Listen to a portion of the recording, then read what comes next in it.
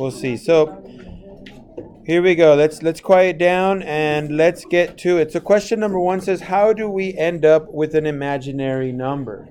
Okay. So just to give you guys that information, okay, so for question number 1, how do we end up with imaginary numbers? We're going to put when a square root has a negative number inside. Okay, so for example, like square root of negative 9 or square root of negative 1. Okay, those are examples of what that means. Okay, so anytime you have a square root with a negative number inside, that means you're going to end up with an imaginary number. Okay, and if I could give you the exact value, the imaginary unit, so I, so that's the way we kind of write it, it's a little curly I. Anytime you see the square root of negative 1, you can replace it with the letter I. Okay, so anytime you see the square root of negative 1, you can replace it with the negative I. Or if you ever see, let's say, like the square root of negative 75, you could actually write square root of 75 I. Is this like new math? It's not brand new. You're supposed to have seen this before, but I'm not sure because I didn't teach you guys math too. But no, this is not brand new. These are imaginary units. This is how you deal with the negative inside of a square root. Okay, so if you say like, oh, I don't like the fact that it says negative square root of negative 20. So if I were to write like square root of negative 20, you could just write square root of 20 I. Okay, and that gets rid of the negative 1 on the inside. Okay, so just a couple little things for you guys to see. We'll get more into that. Now, question number 2. It says, what is I squared equal to? Well, let's check this out. If I is equal to the square root of negative 1, then I squared is basically the square root of negative 1 squared.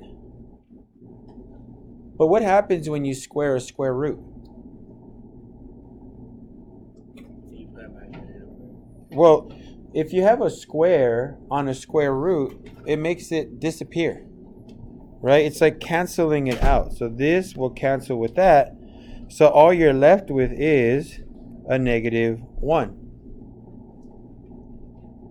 Okay, so that means that if I is the square root of negative 1, then I squared is negative 1. Now, just to serve some purposes of what's going to be coming up soon, let's define I cubed and I to the 4th. There's only 4 that you have to know. Okay, so I squared, I cubed is negative square root of negative 1.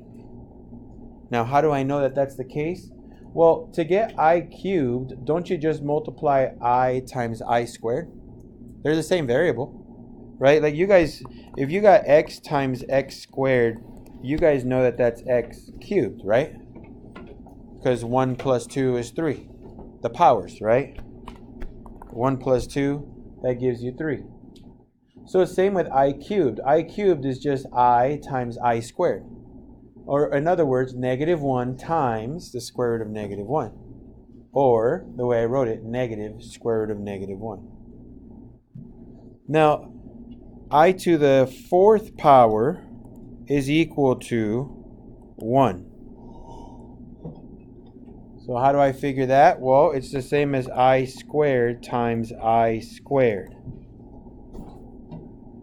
That's 2 plus 2, so that gives you I to the 4th, right? But I squared is negative 1, and then another I squared is negative 1. So negative 1 times negative 1, that's equal to 1. So I to the 4th is equal to 1. So keep these kind of like on your notes. Okay, don't lose this stuff because this is going to be helpful for you guys later. So like I said, these are kind of like notes for you guys for this information here. the reason why you need to know that is if you look in the back, look at numbers 18 to 23. They say, like, what's I to the 51st power? And you're going to say, how the heck am I supposed to figure that out? You use these 4 definitions to help you do it. And I'll show you guys shortcuts how to do it. It's really quick. They're actually very easy problems to do. But you need to know the first 4 I values. Okay, I to the first, I to the second, I to the third, and I to the fourth. Okay? Now, the reason why they're important, okay, I want you guys to figure that out. Google it. And give me one reason. There's a lot. I don't want you, well, if I tell you this, you can pretty much find this, but there's a lot of this in space exploration. I won't tell you what specifically. Okay? But just Google it. Give me an answer. What did you find? What did it tell you? Why are imaginary numbers important? But how do they even know? Because didn't they make them up? So how do they know they're important? Well, it's not a made-up number. It's just it has a value of square root of -1. So we call it I, and then we call them imaginary roots. So you guys remember how before there was like we were trying to find roots to certain problems, and like the answers to that would be wherever it crosses the x-axis, but then sometimes some of the graphs didn't touch, so we say there were no solutions, right? It does have answers. They're called imaginary solutions. There's different number sets. So just so you guys know, there's the natural numbers. That means the numbers you count with, 1, 2, 3, 4, 5, 6. There's the whole numbers. Okay, that's starting from 0, 1, 2, 3, 4, 5, 6. The imaginary set, the integers, which is negative numbers, positive numbers, and 0. Okay, then you guys got to your quotients. Quotients are your fractions, your decimals on top of all the other stuff. And then we met the real numbers. Okay, and the real numbers are basically every number. But aside from the reals, we also get the imaginaries. Okay, they call them complex. So that's why they call them right here complex numbers. So the complex numbers are imaginary numbers. They're not real numbers. So these actually are like in 2 different sets. Like these can all live together and these live on their own. Okay? But they're just sets of numbers. And I know we're getting kind of away from the lesson, so I don't want to go too far away from it. But like I said, these are things that they were supposed to taught you either in Math 1 or Math 2. I'm not sure. Okay? They said, oh, they're supposed to already know this stuff. So okay, great, but I still have to teach it because I'm pretty sure some of us don't remember. Okay? I know I used to forget stuff over breaks, over weekends. I used to forget stuff. So that's why I'm kind of going over it really quick.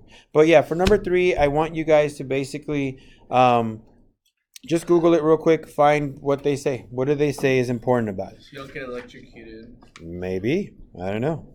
It still says it. So write it down.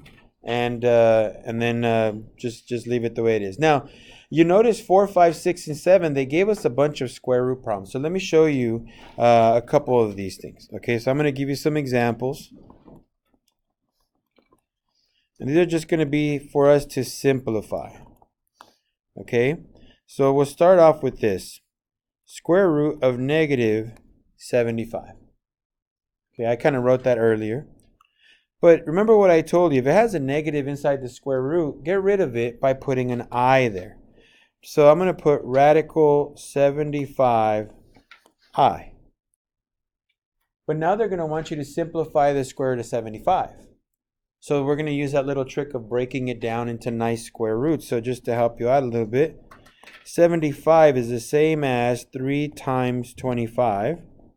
And notice I'm going to put the I right there. Now 25, this has a nice square root, so I'm going to take it out. What's the square root of 25? 5. So 5 radical 3, bless you, I. And there's my answer to this problem.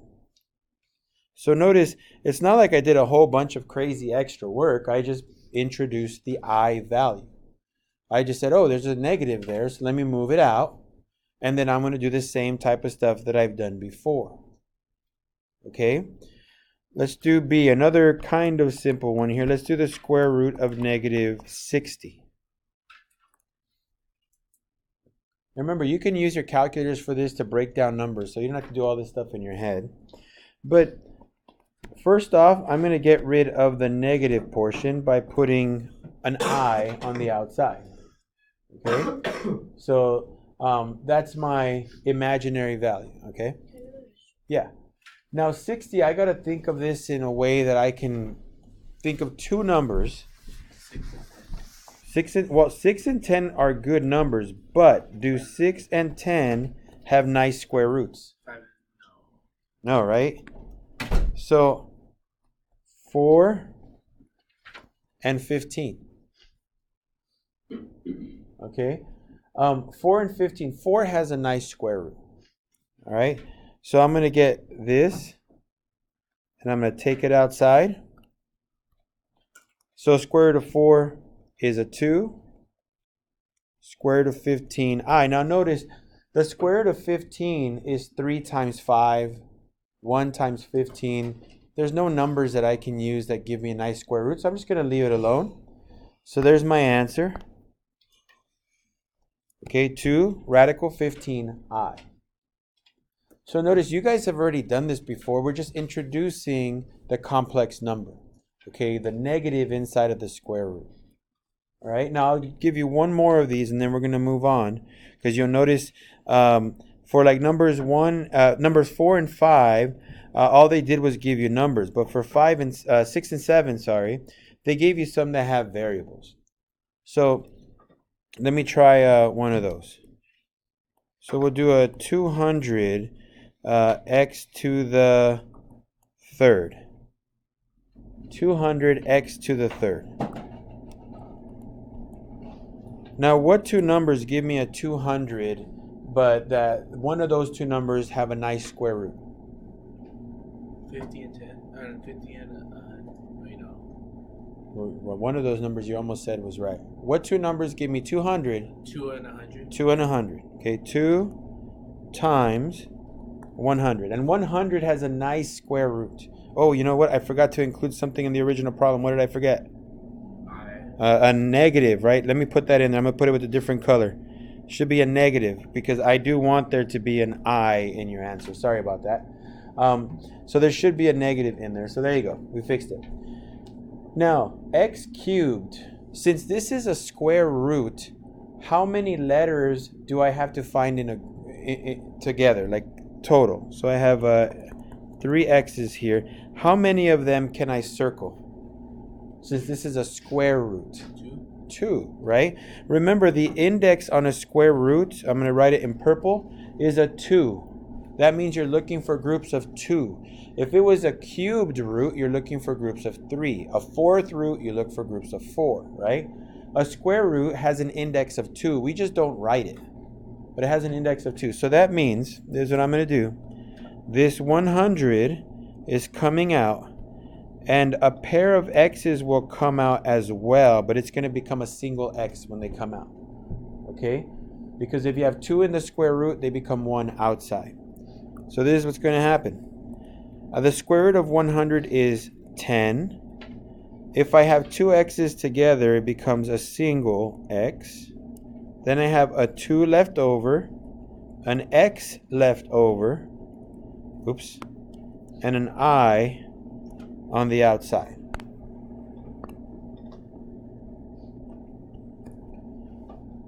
So notice this pair of x's comes out and it becomes a single x. Okay? This 100 comes out and becomes a 10. The 2 and the x cannot be taken out. They don't have square roots. So I leave them inside, and the I takes care of the negative symbol. Okay? Again, we've done this before. Heck, I want to say maybe within the last month we had done it, or in November, December, we had worked on square roots. So we've already had the practice for square roots. We're just introducing the I. Okay? Now, the next part that you notice, if all the way up to 17, so from 8 to 17, is a bunch of like expressions, right? So let me show you how to do that stuff. So this is going to be example number 2. And we're still just going to simplify. And hopefully you don't find this to be like super difficult. It really is no more difficult than stuff you've done in Algebra 1. Okay? So right now you understand what I'm talking about. So first off, what if I gave you, let's say, 2 plus 3i plus 6 minus, we'll say, 5i. So the imaginary unit I is kind of like a variable. So all we're going to do is combine like terms. Okay? So all we're going to do is combine like terms. So this will be 2 and 6. Those are like terms. Let me not do that way. Let me write it out. 2 plus 3i plus 6 minus 5i. So let me underline the like terms. Okay, 2 and 6 are like terms. 3i and negative 5i are like terms. So 2 plus 6, that's 8. And what's 3i minus 5i? 2i. Well, 3 minus 5, in other words. Negative 2. A negative 2, yeah. So negative 2i. And I'm done. Okay, I'm just simplifying. Now, I cannot combine 8 minus 2i because they're not like terms. It's like saying 2x plus 3y. You can't combine them. They're not the same type of variable. So for us, we leave it like that. Okay, just leave it alone. Now to give you one more like this, and then we'll move on to something that still follows the same idea, but a different type of idea here. I want to show you this because sometimes people will not be careful. Notice how there's a minus in the middle on this one? Okay? That minus means you need to distribute that in. I didn't distribute the positive one because when you multiply a number times a positive, it doesn't do anything to it. But when you multiply a number times a negative, it does change it. So that's the first step I'm going to take. I'm going to rewrite this, but with the negative distributed. So minus 2 minus 3i. Now, once I have that, I'm going to underline my like terms. That's what I like to do. If you don't want to, that's okay. But 1 and negative 2, those are like terms. 4i and negative 3i, those are like terms. So let's just combine my like terms. 1 minus 2, that's negative 1. And 4i minus 3i, that's a positive 1i. Now you actually don't have to write 1i, you could just write I. So just to kind of make it look a little cleaner here, that would be your answer, negative 1 plus I. So it's not too bad, right? It's very much like simplifying like terms when you were doing this in Algebra 1. The only time this becomes a little bit more interesting is when we start to tell you to multiply things together. And it's not like, oh my gosh, now it's really hard to do, but you kind of just have to be careful with your powers. So let me show you like number 10. So for part C, we're going to actually do number 10. So negative 8i times negative 3i times negative 4 minus 5i. And you'll notice number 11 is very similar to number 10. So if we do 10, you should know how to do 11 from there. So let's multiply the first two terms. So negative 8i minus times negative 3i. That's a 24, because negative 8 times negative 3 is 24. 24i squared. Okay, 24i squared. And then I'm going to write negative 4 minus 5i behind it. Are we okay so far? Just multiply the first two things in the parentheses.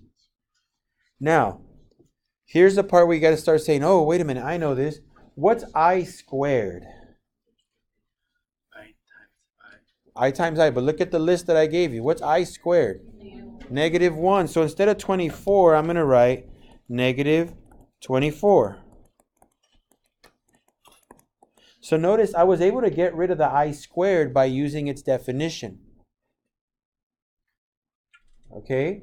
And now I'm just going to multiply the negative 24 into that parenthesis, the way you normally would, right? Just kind of distribute this way. So let's see. Negative 24 times a negative 4, what is that, 96? Positive 96.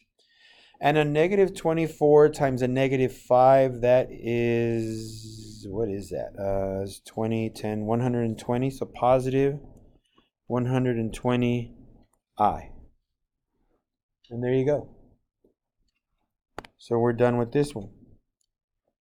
Now usually, every once in a while, I get a student who goes and does the homework, they come back and they say, how am I supposed to write my answers? Like, what are they supposed to look like? So your answers are supposed to look like this. This is actually the definition of a complex number. Okay, a plus bi. That's what it's supposed to look like. Okay, that's a complex number.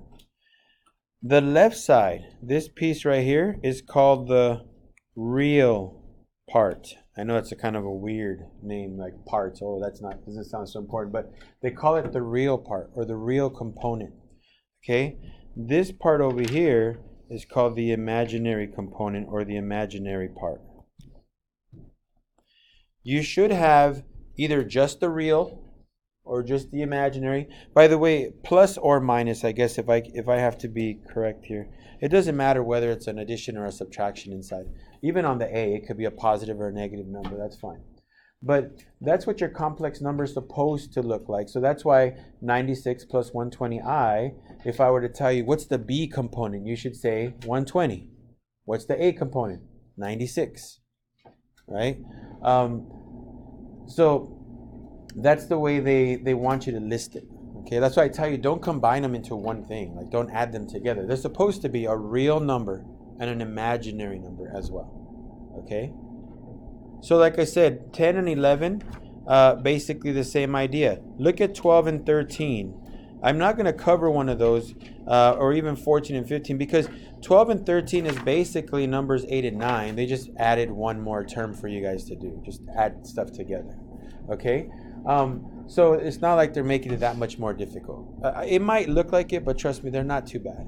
Okay? 14 and 15, you're just multiplying. 16 and 17, you're just multiplying. Okay? So let me get to the 18 to 23 type problems. All right? Now, before I get into the 18 and 23 type problems, I need to kind of show you something again. And I don't know if you're going to be like, oh yeah, I totally remember that stuff. Or maybe you don't remember it. In Algebra 1, you guys learned powers of powers. Okay, there was this definition that said if you have something raised to a power raised to another power, what you're supposed to do is multiply the powers together. Okay? And that's how you can figure out what your answer is. So if you're thinking, well, how does this relate to that? Well, check this out. I gave you guys an I to the first, I to the second, to the third, and to the fourth definition, right?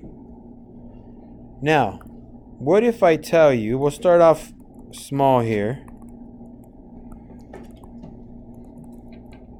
What if I tell you, what is I to the eighth?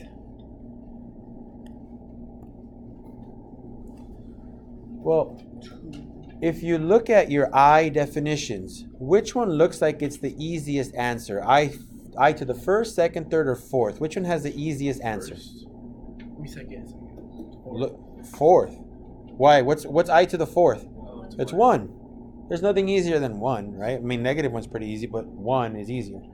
So this is what I'm going to do. I'm going to say, okay, how close can I get to 8 by using I to the fourth? So check this out. I'm going to do this. Yeah, so let me write this down. I to the fourth, and then you said squared. That's I to the eighth. Let me put this up here. That's I to the eighth, right? Because 4 times 2 is 8. What's I to the fourth? We said it's a 1. And what's 1 squared? Well, that's 1. So I to the eighth is equal to 1. Guess what else is equal to 1? I to the 20th. Okay, how do I know that? Well, let's check it out. I to the 20th, I can write it as I to the 4th. How many times? 5 times. Because 4 times 5 is 20. And what's I to the 4th? 1. And what's 1 to the 5th power? Well, that's 1. All right, let's do one that's not that easy to do, right? Let's try going with I to the 43rd. Let's do I to the 43rd. Remember, my goal is to get as close as possible to 43 by using powers of 4. So I to the 4th to the what? I don't have to actually get 43, but I want to get close. 10. Because that's going to get me to what? 40. How many more do I need? 3 more. So look, I to the 3rd. Okay? So that's I to the 43rd. It's I to the 4th to the 10th times I to the 3rd. Now, what is I to the 4th again? It's a 1 to the 10th times, what's I to the 3rd? Now look at your list for this. All right, negative square root of negative 1. What's 1 to the 10th? So then my answer is just negative square root of negative 1. That's I to the 43rd. Okay, I'll put this up here. That doesn't even make sense. Well, all we're doing is we're playing with powers. That's all we're doing. Yeah, but I can't I can't look at that and be like, oh, it's 43. This is not that. Well, do you get that the first part right here was us just getting as close as possible to this number I get by everything. using force? I get everything but the final answer. Oh, okay. So then from here, we just translated this by definition, Yeah. And then, right? And this was a 1 by definition, right? Yeah. What's 1 to the 10th though? One. Well, that's 1, so it doesn't matter, right? So is the imaginary number part? You have to just like put a number in your mind and. You mean like to break it up so that you can get these higher powers? Or what do you mean? So that answer is basically, if you were to get 43, you would just have to like break it down. Yeah, break it down and then use those definitions that I gave you to allow you to write an actual number for it. So let's do one from your homework. Which one looks difficult? I don't know. Well, they're all kind of small. Let's do 70. Okay, you said 70. Let's try I to the 70. This is number 21, guys, and then we're done. So number 21. So I to the 70. So if you have to use a calculator, use a calculator. But how close can I get to 70 using I to the 4th? So 4 times what is really close to 70?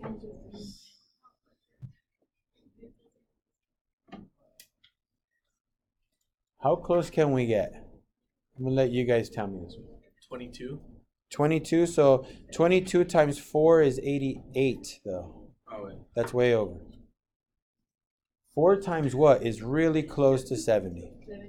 17? 8. What's 18 times 4? 72. 72. So that's too much. So let's go one left. So 17. How much is that? 4 times 17? 68. 68. So how many am I missing? 2. So it's I to the 4th to the 17th, and then times I squared.